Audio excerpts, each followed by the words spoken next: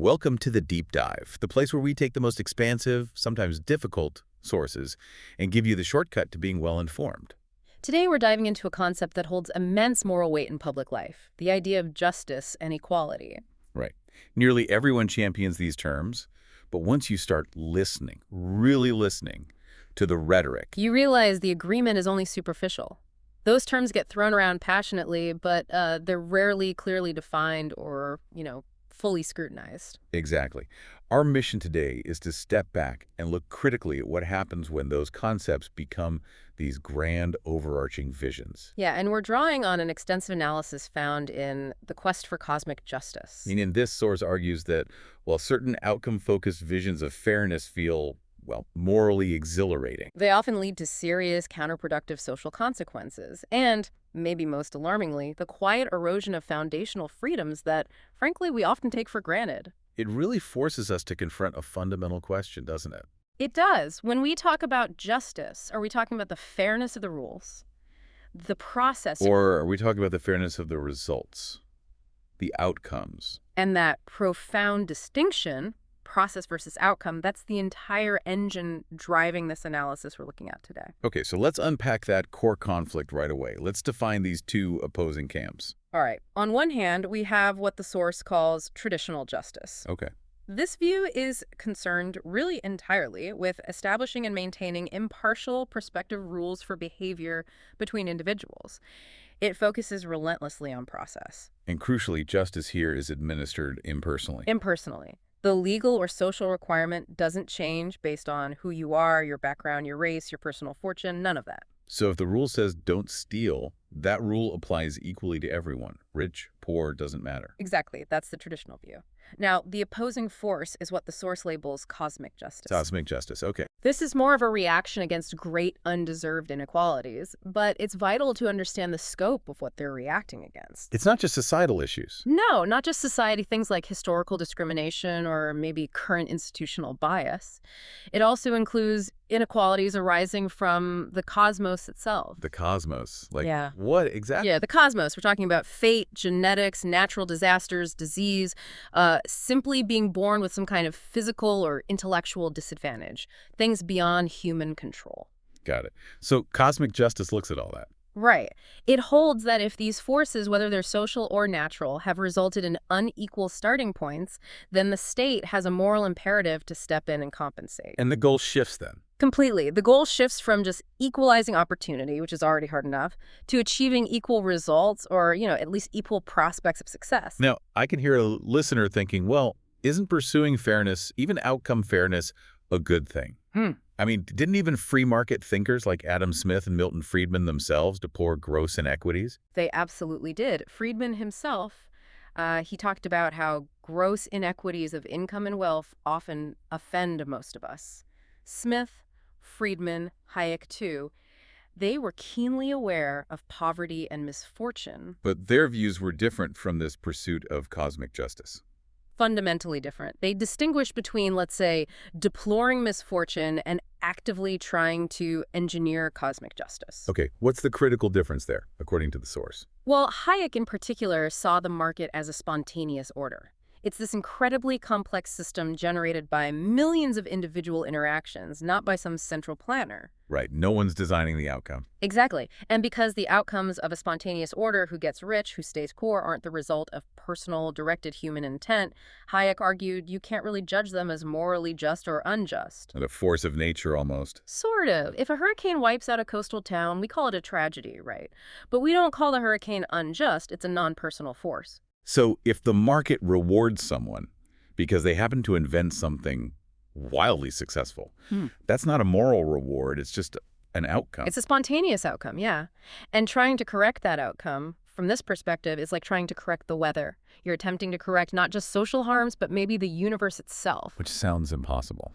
Well, the proponents of traditional justice, while they definitely deplore poverty, they caution that this pursuit of cosmic justice, it fundamentally undermines the rules and processes that protect freedom, all in the name of this, superhuman moral goal. Okay, that brings us directly to part I then, the illusory quest for cosmic justice and its hidden costs.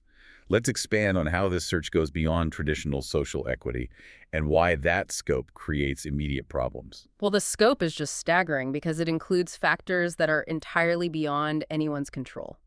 The source quotes philosopher Thomas Sowell, who argued that an individual's life chances are fundamentally limited by birth. And that includes their social class, their home environment, and critically, his genetic endowment.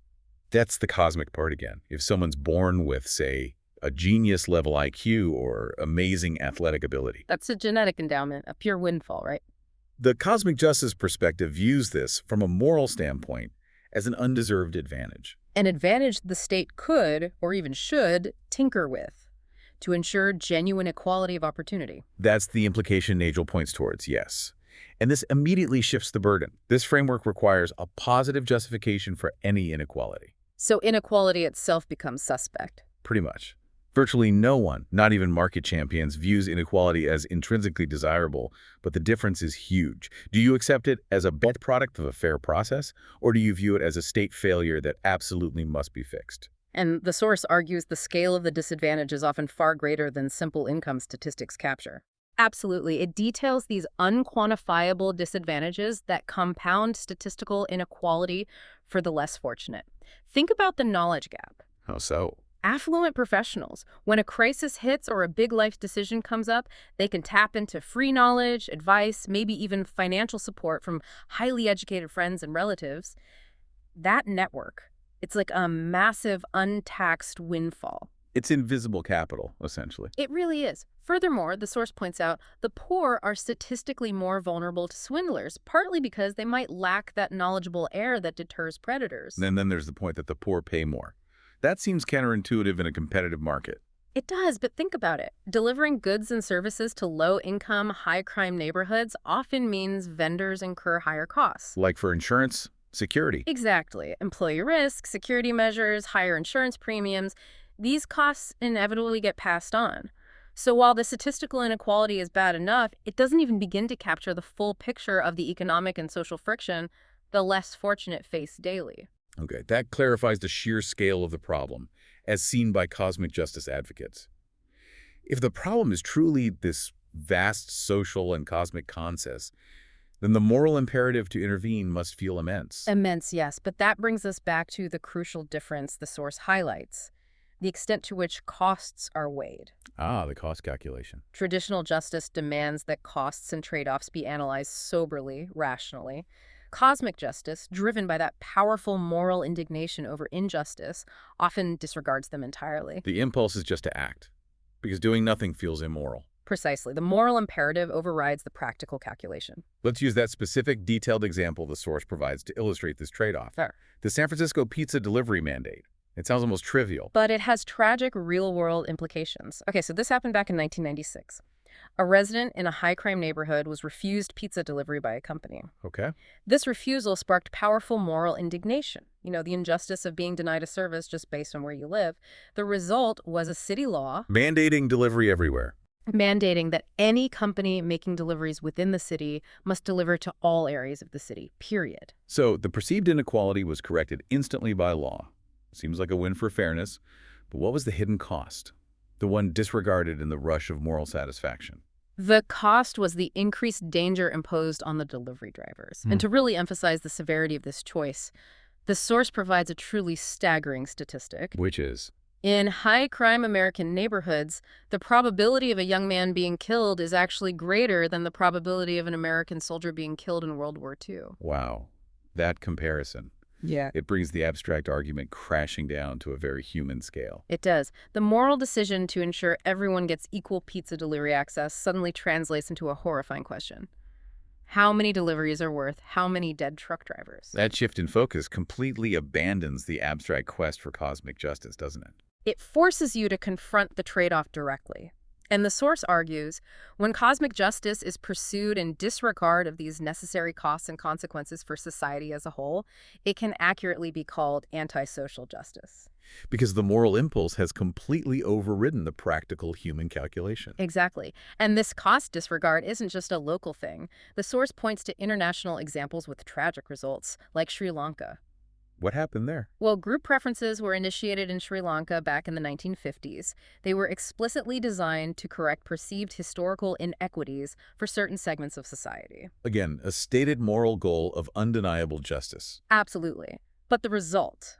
Decades of internal strife, polarization, and eventually a brutal civil war. So the suggestion is that the initial, morally uplifting goal of seeking justice for one segment ultimately led to the complete detriment of the whole society, sacrificing peace and stability for an abstract concept of historical fairness. That's the tragic outcome highlighted. And we see a similar principle, the source argues, in the criminal justice system, say, in the U.S.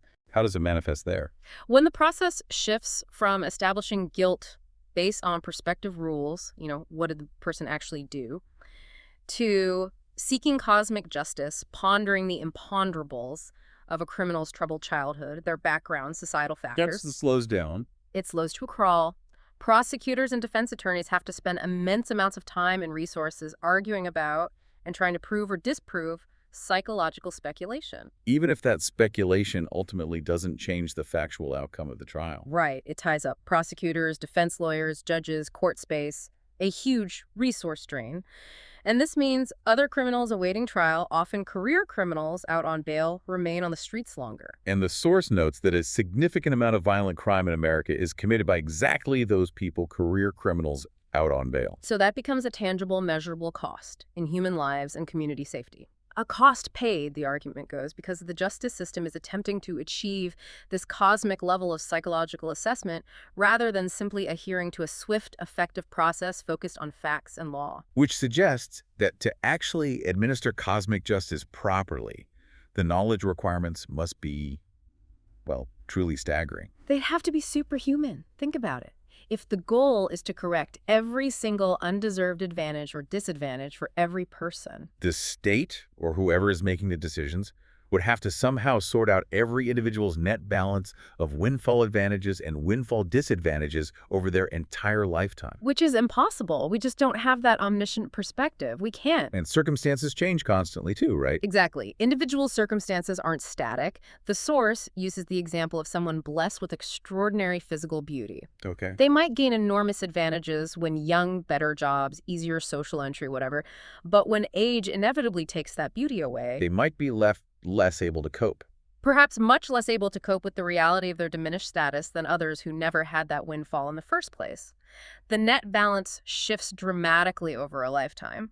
So trying to apply this impossible calculation to broad, abstract categories of people, ethnic groups, social classes, based on diverse cultural histories. It really borders on hubris, the source suggests. It assumes there's some kind of mythical standard history everyone would have had, but for some accident or injustice, which can now be corrected by intervention. It assumes a level of knowability that just isn't there. Which is why the source material is so critical of that metaphor used in The Shape of the River, the book justifying racial preferences in college admissions. What was the metaphor again? It claims that admissions officers must know the shape of the river perfectly to steer by on a dark night. That sounds kind of wise on the surface, like a plea for careful planning and deep understanding. It sounds wise, but the critique cuts deeper. It argues this metaphor equates guesswork often based on fashionable social theories and pop psychology with actual knowledge. So it's substituting moral conviction for empirical certainty. That's the charge. The admissions officers, or any bureaucrat attempting to administer cosmic justice, are essentially navigating by feelings and fashionable ideas, not by hard data. Any real riverboat captain relying on that kind of guesswork would run aground pretty quickly. long before they reach their destination. The moment you demand a level of knowledge that is literally impossible to attain, you basically open the door to substituting ideology for evidence. Okay, if the moral costs of pursuing this vision are so high and the knowledge requirements are impossible, let's turn now to the intellectual cost. The staggering amount of historical guesswork required. Right. This brings us to part 2. The mirage of equality and the tyranny of statistics. Because the quest for cosmic justice is often driven by this need to correct historical wrongs, there's a strong tendency, isn't there, to casually link contemporary problems to monumental, long-ago injustices. A very strong tendency. But the sources caution us repeatedly. Causation and morality are two very different things. Just because something feels morally connected doesn't mean it's causally connected. And the most commonly cited example of this, particularly in the U.S., is the legacy of slavery narrative. Yes, often used as the primary causal explanation for major present-day social problems affecting Black Americans, like high rates of fatherless families or lower male labor force participation. And intuitively, that connection makes sense to a lot of people. You assume slavery must have permanently damaged the social structure. It seems logical on the surface, but what do the actual specific historical facts show regarding, say, the Black family structure after slavery ended? What does the source say? Well, the history is highly counterintuitive to that popular narrative. According to the data cited, about a century ago, when Black Americans were only one generation removed from slavery, the Black marriage rate was actually slightly higher than the white marriage rate. Why, really? Slightly higher, yes. And most Black children were raised in two-parent families, not only during Reconstruction, but even during the depths of the Great Depression. So where did the catastrophic decline of the nuclear family structure actually begin? Decades later, roughly during the 1960s, coinciding, the source notes, with the rise of certain social policies and welfare state expansions. Which suggests the explanation lies much closer to the present era, in more recent social and policy changes. That's what the evidence presented suggests, yeah, that the causal chain is simply not what the prevailing moral narrative implies. It's more complex and more recent. That's a profound challenge to the standard narrative. And does the same complexity apply to labor participation rates? It does. For decades, historically, labor force participation rates among Black men were slightly higher than among white men, and this extended well past the mid-20th century. Again, if the legacy of slavery were the primary overwhelming causal factor, You'd expect those rates to have been drastically lower throughout that entire period. The sudden decline is a feature of much more recent history, not the immediate post-slavery era. and this type of causation error isn't exclusive to race, is it? The sources mention observers like de Tocqueville attributing patterns among Southern whites to slavery's effects. Right. Things like lower educational attainment, maybe higher rates of violence compared to Northern whites. It seemed logical they lived in the same slave economy, so it must have affected them too. But if you trace the ancestors of these specific Southern white groups back to their regions of origin in Britain, say the borderlands between England and Scotland, You find the same pattern. you find the very same patterns: lower emphasis on formal education, higher rates of violence persisting in those regions long before they ever migrated to America or encountered slavery. That's fascinating. It suggests that deep-seated cultural patterns tied to specific geographical origins can persist across continents and centuries. And function independently of the specific American historic injustices that are frequently cited as the primary cause. That's the larger point the source makes.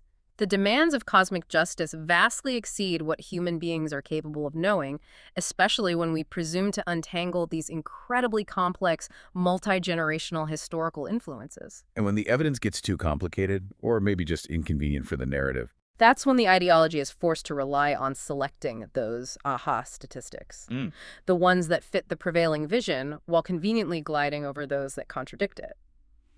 the mortgage lending firestorm of 1993 is presented as the quintessential example of this statistical tyranny. It really is. Okay, so statistical data emerged showing that Black applicants were turned down for mortgages at a higher rate than white applicants, a significant disparity. And that became the aha moment. Instantly. The Washington Post declared, quote, "A racially biased system of home lending exists." End of story. Policy action was deemed necessary based purely on that statistical disparity. But as often happens, the full data set was richer, more complex than the headline suggested. What contradiction did the same data contain? The very same data showed that white applicants were turned down at a significantly higher rate than Asian American applicants. But that statistic caused no outrage. No moral outrage, no aha moment in the media, no demand for policy changes to address discrimination against whites. Why? Because it didn't fit the prevailing moral vision of historical victimhood and oppression. Okay, so what happened when closer scrutiny was applied to the initial Black versus white disparity?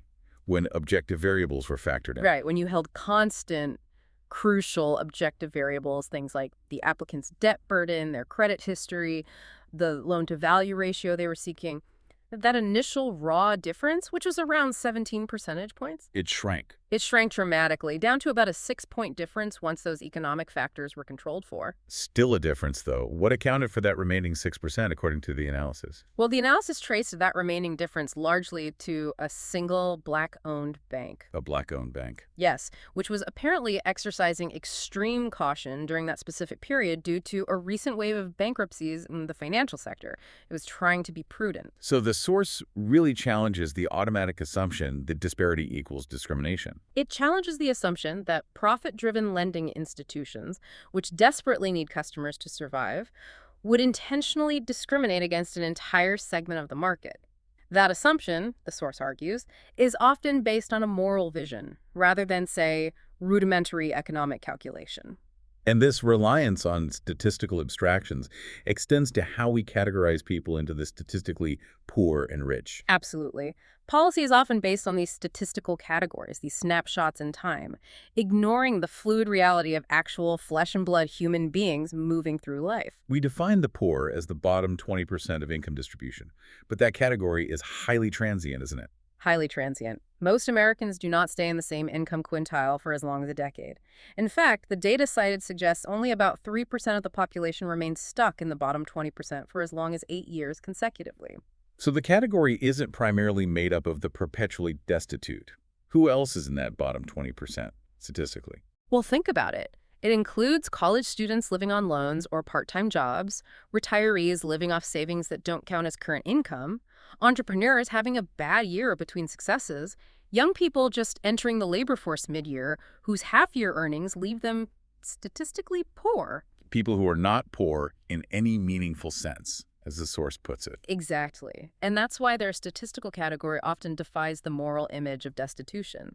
This explains what the source calls the poor lifestyles anomaly. Which is visible in their consumer habits. Yes. People in that bottom 20% income quintile, statistically, spend nearly $2 for every dollar they receive in current income. Which clearly signals they have significant assets or credit or strong expectations of future income. Right, and the specific stats back it up. The source mentions things like 2/3 of this statistical category having air conditioning, more than half owning a car, even hundreds of thousands owning homes costing over $150,000 back when this was written.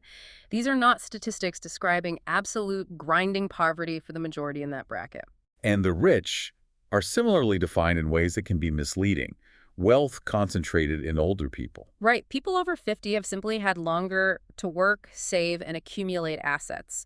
But the vision of the lavish, stereotypical millionaire that often drives policy discussions is frequently misleading. The source tells that anecdote about the decamillionaires. Yeah, invited to an interview where the researchers laid out gourmet paths and vintage wines, trying to create a comfortable, upscale atmosphere. And the millionaires. They completely ignored the fancy food. They just ate the simple crackers that were also available. That's a great illustrative detail. It reflects, the source suggests, their often unlavish, frugal lifestyles. Most American millionaires historically aren't the Hollywood stereotype. They're often the millionaire next door type people who accumulated wealth through persistent saving and prudence, not necessarily through extravagant consumption or inherited fortunes. So basing tax policy or social reform on these broad, often transient statistical abstractions rather than the complex reality of human mobility and life cycle changes Leads to deeply flawed policy, the argument goes. Because the categories themselves don't represent stable groups of people in the way the moral vision often assumes.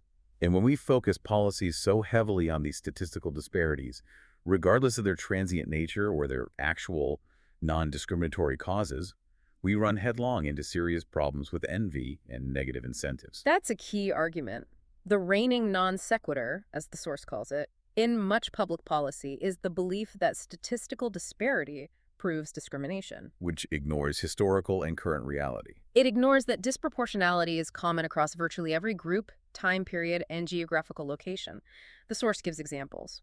Armenian factory owners in 18th century Russia, Chinese business dominance in parts of Southeast Asia, Jewish overrepresentation in medicine in Hungary and Poland at certain times. These aren't anomalies, they're the norm. Disproportionality is the norm, statistically.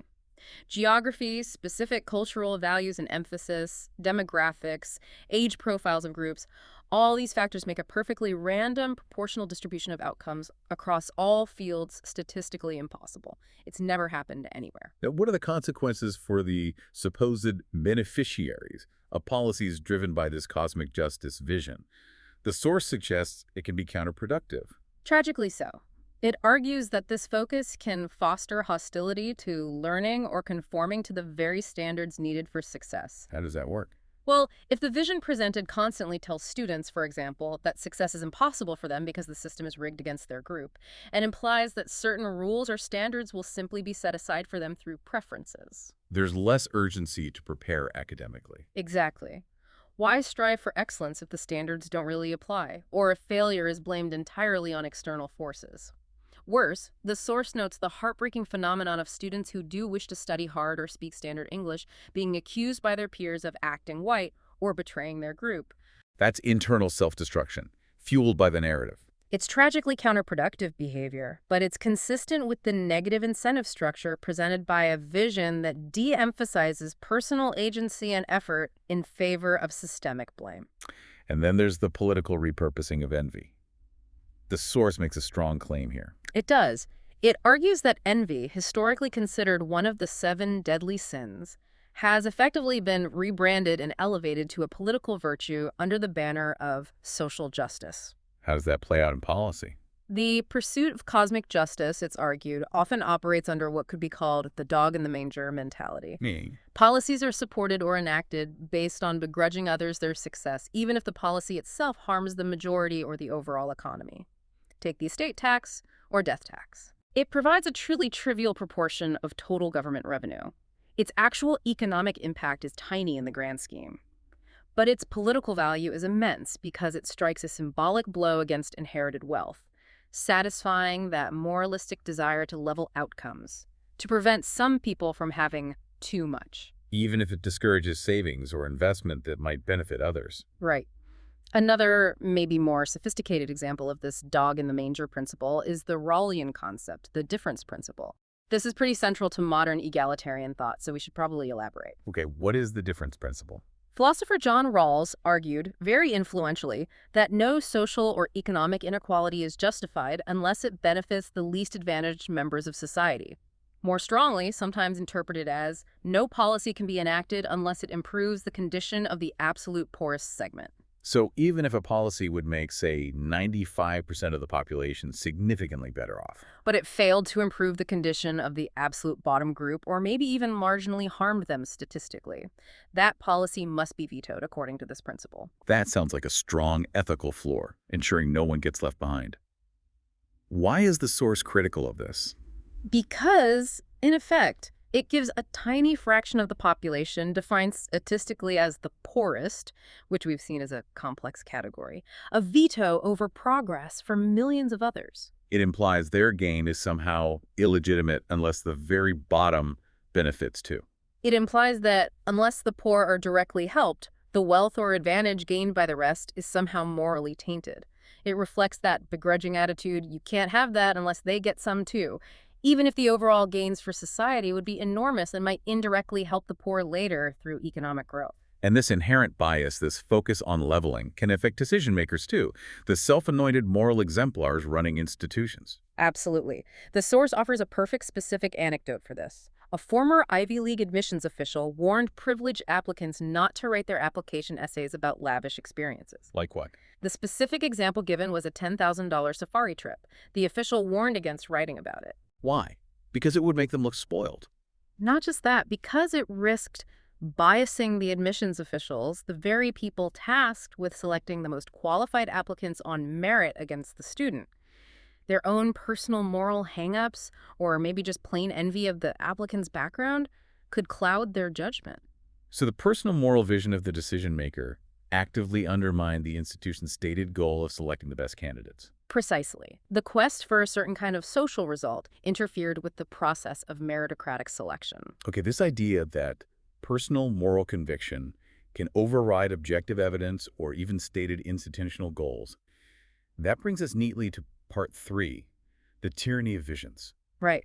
The pursuit of these grand cosmic visions often takes precedence over empirical results. It makes evidence almost irrelevant if it contradicts the vision's heady feeling of exaltation, as the source puts it. That feeling of being on the right side morally. Exactly.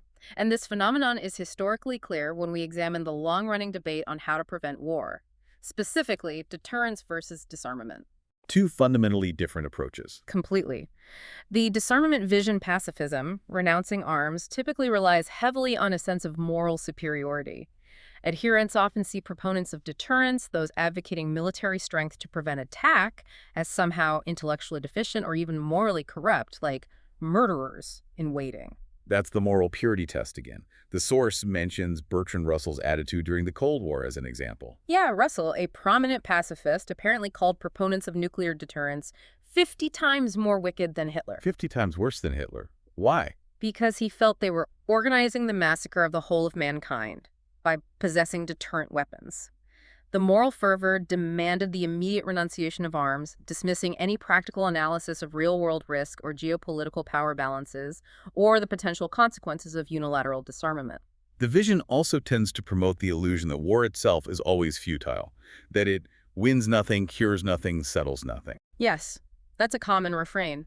But the source points out this claim is rarely subjected to actual empirical assessment if war were truly always futile. Why were the citizens of Western Europe grateful when Allied armies liberated them from the Nazis?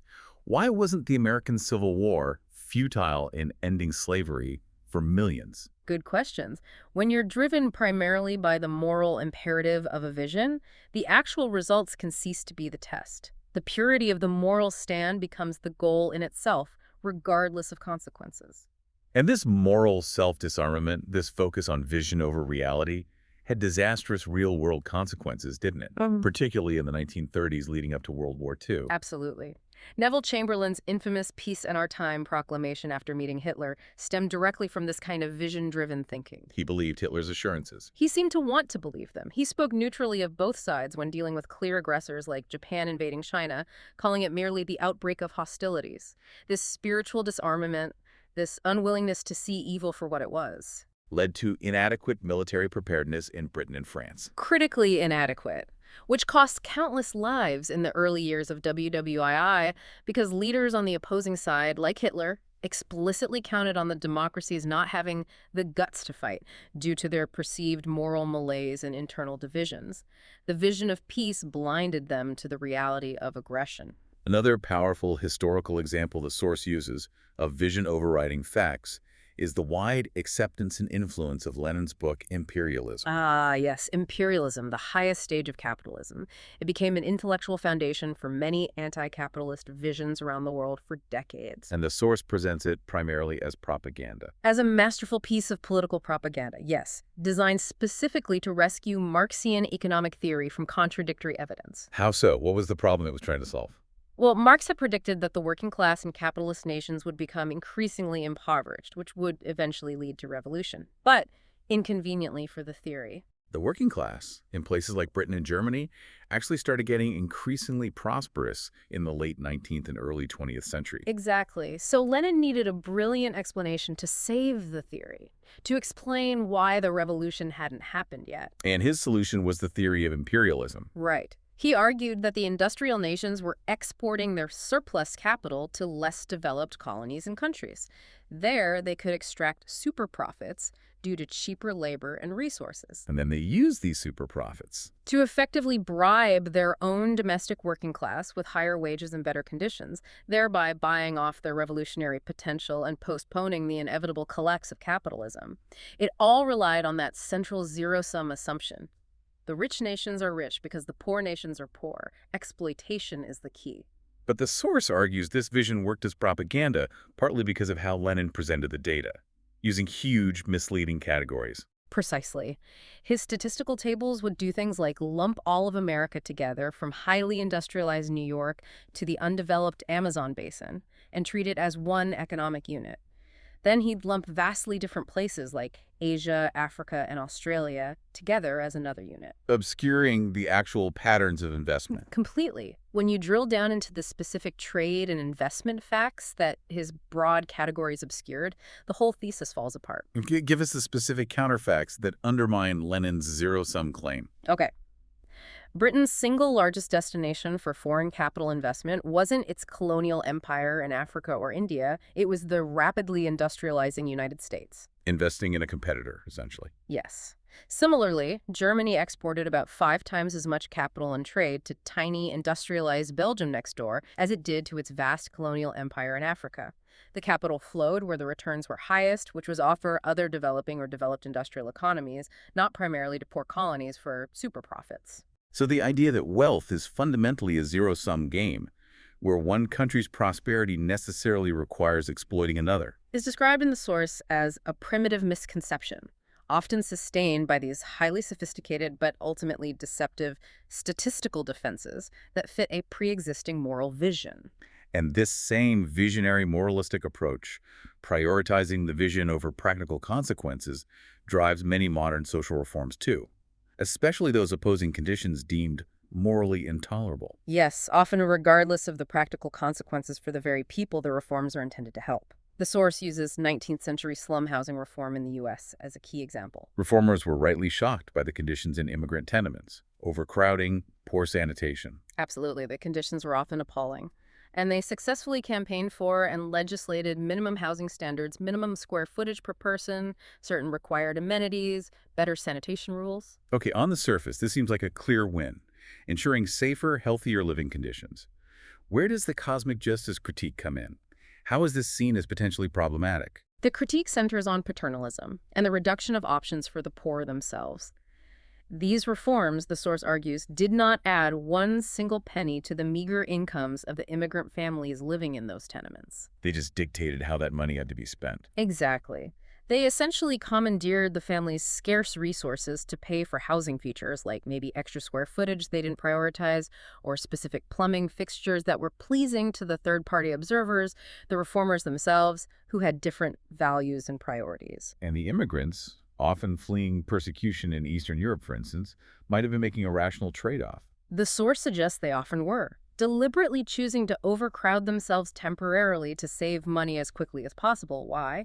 Maybe to bring relatives over from danger back home, or to save up capital to start a small business, or critically, to invest heavily in their children's education and future upward mobility. So the housing reform, by mandating certain expenditures, didn't actually improve their overall financial standing or life prospects. It arguably reduced their ability to make rational choices about how to prioritize their desperate need for savings versus their short-term comfort or the reformers' aesthetic preferences. It limited their agency. And the source points out an irony here. Yeah, that housing standards for Southern Black families improved just as much during the same period without such specific housing laws being imposed on them. Why? Simply because their incomes were rising over time, allowing them to afford better housing voluntarily. Which demonstrates that the underlying problem was poverty, not the lack of specific housing laws dictating standards. That's the argument. Yeah. And a similar logic applies, the source contends, to modern criticism of third world sweatshops. The conditions are often deplorable by Western standards. Undeniably. But the reformer, sitting in a comfortable Western office, denouncing these factories and demanding they pay Western-level wages or implement Western working conditions. There's the likely consequence. Which is that imposing those costs instantly prices the local workers out of a job altogether. The factory might close or relocate, or simply hire far fewer people.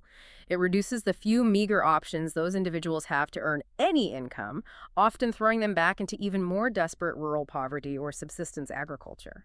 So the intervention, driven by the reformers' moral vision, makes the observer feel morally superior, but it potentially ignores or even worsens the devastating consequences for the very people ostensibly being helped by removing their best available option, however poor it might seem to us. Okay, this really sets the stage for our final part, which connects this whole pursuit of vision over consequence directly back to the foundational principles of America.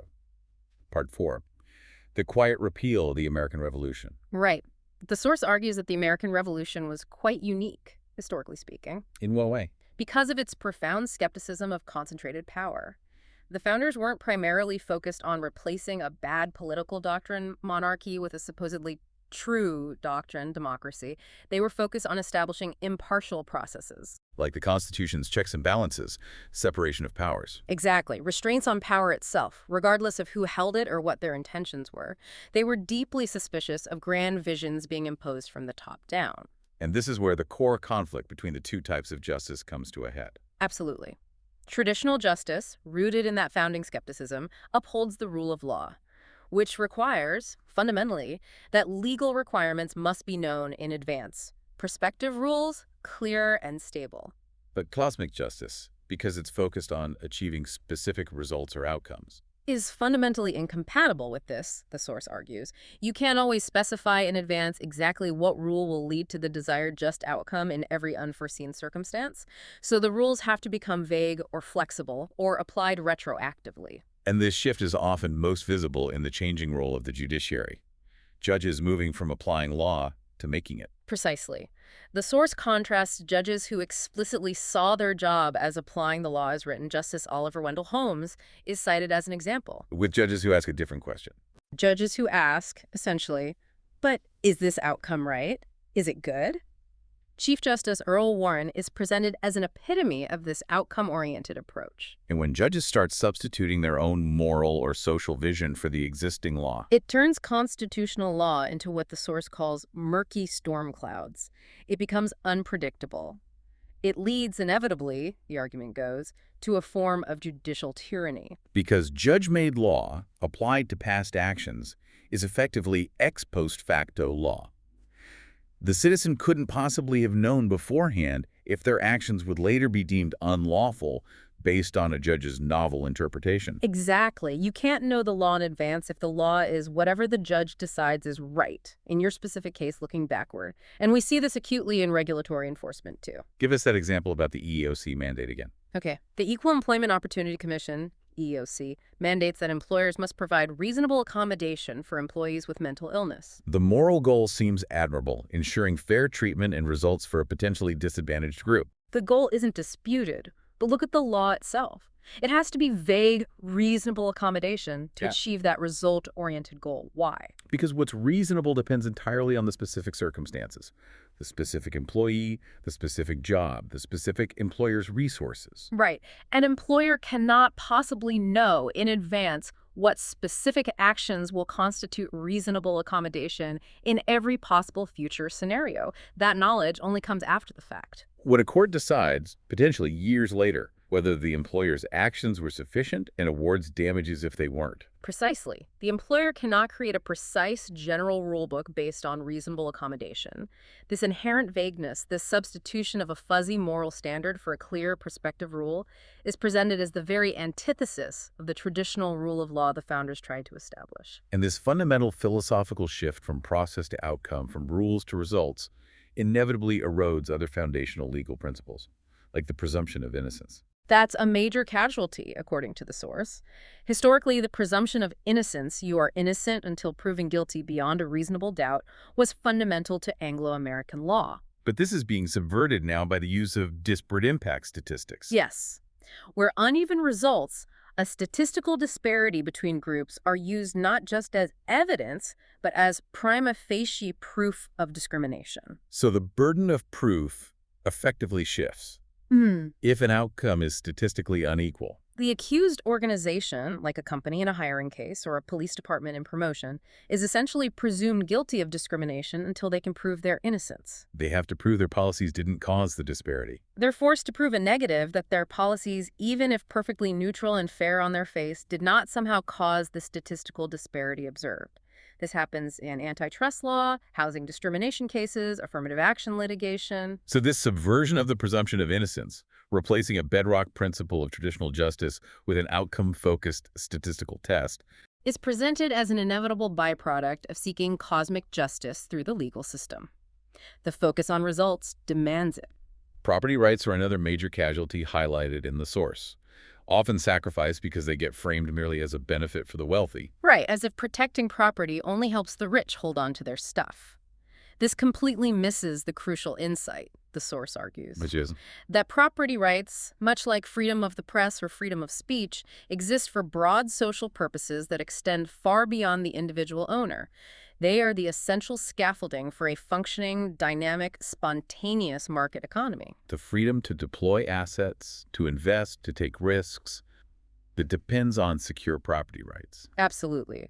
That freedom, protected by property rights, is what ultimately creates the economic well-being for the masses, not just the owners. It drives innovation, job creation, and wealth generation that benefits society broadly. And the moment property rights are abolished or seriously curtailed by the state in pursuit of some collective vision, The economic consequences are usually severe and affect everyone, especially the poor. The source points to historical examples. Catastrophic food shortages and famines followed the collectivization of agriculture, the abolition of private farmland in some of the most fertile regions of the world, like the Soviet Union, China, Eastern Europe.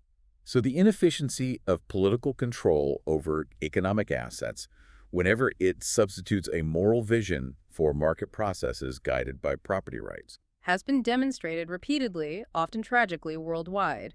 It tends to lead not to equality, but to shared destitution. Okay, finally, the source points to perhaps the most insidious erosion of freedom, what it calls the quiet repeal of the 10th Amendment in the U.S. Right. The 10th Amendment reserves powers not explicitly delegated to the federal government to the states or the people respectively. It's meant to limit federal power. But federal power has expanded enormously. How does this happen, according to the source? Not through force, but through leverage. Through the power of the purse. The federal government expands its influence by attaching conditions, mandates, and strings to the ever-expanding amounts of federal money largesse it doles out to states and local institutions. So essentially, the federal government is buying up the freedom of the people and the autonomy of the states. Using the people's own tax money to do it. It's a coercive offer that states and local institutions often feel they can't refuse. Give us that concrete example again of how this affects local control, say, in schools. Okay. Local school districts rely heavily on state and federal funding, but that money often comes with strings attached. Federal guidelines can dictate curriculum choices, disciplinary policies, how languages are taught. Overriding the specific wishes of local parents and elected school boards. Frequently. The source mentions pushing bilingual education programs, even when local parents strongly prefer an emphasis on English immersion for better integration and opportunities for their kids. The federal mandate, tied to the money, overrides local control. So power over highly localized issues gets transferred up the chain to distant federal bureaucracies. Why do local institutions accept this loss of freedom? Why take the money with strings? Because they often feel they can't afford not to. If one school district or one state university unilaterally refuses the federal money to maintain its autonomy, It risks falling decisively behind its competitors who do take the money. exactly. If Harvard accepts massive federal research grants with strings attached, Yale feels it has to do the same to compete, regardless of the conditions. Local school districts feel the same competitive pressure. The power is transferred incrementally, bit by bit. Often amid glittering promises, right? Investing in our children's futures, ensuring national standards. Always presented in morally appealing terms. Even if the evidence suggests the federal money doesn't actually improve educational quality much, it successfully buys up local freedom and centralizes control. Freedom is rarely lost all at once in a dramatic takeover. The source argues it's eroded away gradually by the siren song of these moralistic, outcome-focused visions funded by federal dollars. Wow. This has been a really intensive look, pulling apart this idea of cosmic justice versus traditional justice, and exploring what happens when our search for a better, maybe more perfect world prioritizes outcome over process and moral conviction over measurable costs. Yeah, I think the key takeaway from the source material is recognizing how the quest for cosmic justice fundamentally changes the very meaning of plain words we all use, like justice itself and equality. It shifts the definition. It really does. And it tends to elevate the, let's call it, moralistic crusade of a self-anointed elite people who feel they know best how society should be arranged above the sober, consistent maintenance of dependable processes.